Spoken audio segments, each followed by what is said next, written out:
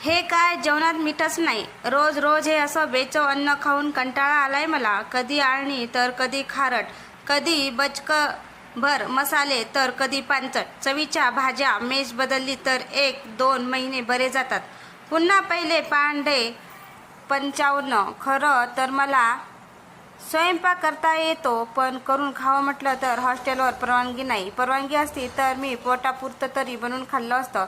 घरी सांगितलं तर घरचे म्हणतात, तू शिक्षणासाठी राहतो आहेस बाहेर, अभ्यास करणार की स्वयंपाक. त्यांचं सुद्धा खरं आहे म्हणा. स्वयंपाक बनवायला मला 1 ते 1.5 तास तरी लागेल. पुन्हा ती खरकटी भांडी घासून ठेवावी लागतील. नको रे बाबा, सगळा वेळ त्यातच जायचा. आधीच अभ्यास थोडा कठीण जात आहे. गावात सगळं सोपं होतं, इथे शिक्षणासकट सगळंच अवघड आहे. अभिलाष विचार करत होता. इतक्यात त्याला कोणीतरी हाक मारली. ती मंदा होती. जवळच्या एका गावातून इकडे शहरात शिकण्यास आली होती. दोघेही एकाच महाविद्यालयात शिक्षण घेत होते.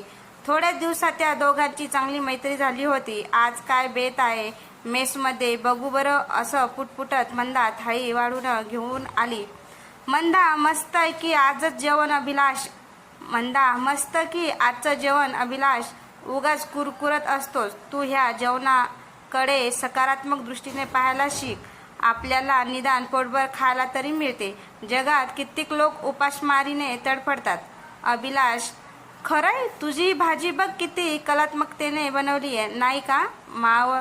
मावळ तिच्या किरणाचा तांबूस रंग तळ्याला व्यापून राहतो आणि तळही त्याच रंगाचं होऊन जातं. अगदी तसाच हा रस्सा दिसतोय. यात इटुकल्या पिटुकल्या भाजीच्या फोडी मनमुराद पोहत आहेत. जराशा कच्च्यात असल्यामुळे त्यांची खुमारी अजून वाढते. वाफाळ्यात पाण्यात ढकललेल्या गोड रवा म्हणजे मिष्टान्न म्हणून दिलेला चिमूटभर शिरा. जणू आहा, शिऱ्याचा सुवास दरवळतोय. तशी रसना वासाने तृप्त होते.